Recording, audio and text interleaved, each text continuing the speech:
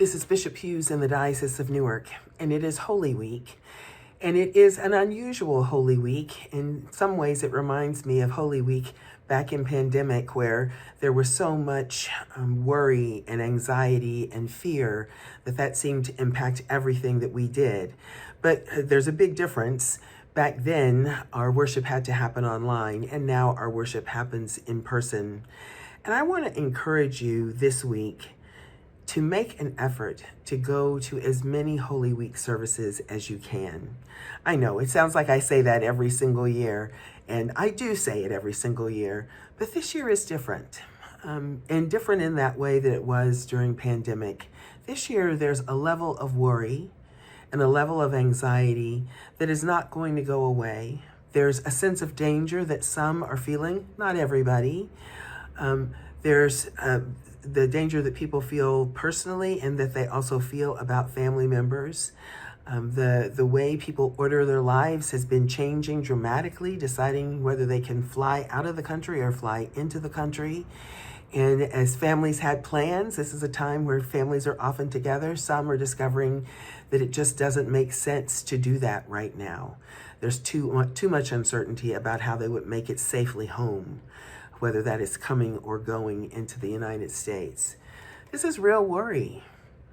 And when we're worried about our work and we're worried about our family members, when we're worried about the state of the nation and how its governance is going to work with us or against us, that is deeply concerning. As someone said to me, these are the things that keep me up at night. I get so worried I can't sleep.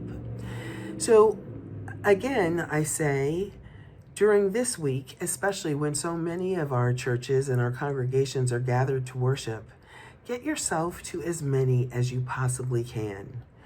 And in part, it is to put yourself in the presence of God with other people. There is something about sitting in a quiet space with other people who are praying that connects us not only to the other people, but connects us deeply to the divine and the loving presence, the powerful presence that God has for and with us. So being in a service with other people gives us that kind of connection. It's different than doing it on your own. And can you do it on your own? Sure. But it's different when you are doing that within a group of people. Also, pay attention to the readings, pay attention to the lyrics of the music, pay attention to the words and see in what ways they speak to you.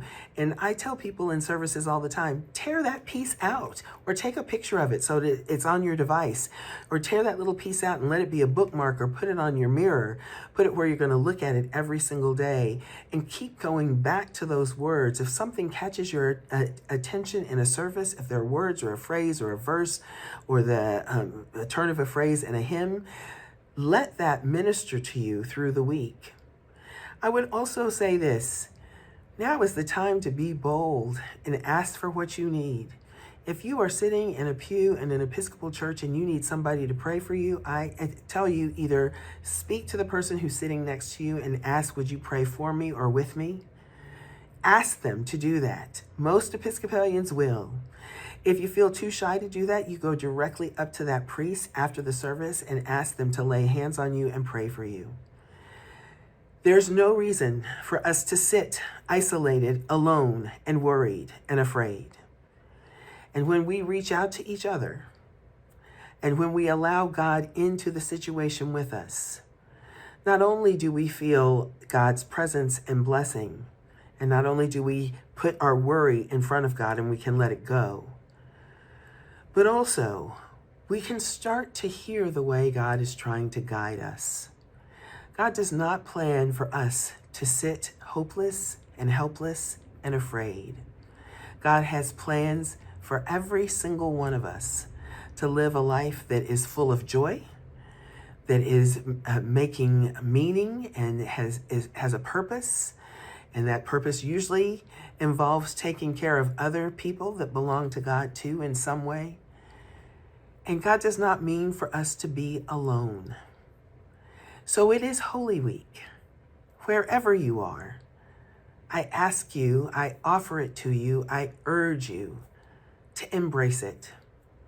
Go and receive what you need from other people who are faithful, from the sacraments and from sitting in the presence of God with the community. God bless you, and God bless you in this Holy Week.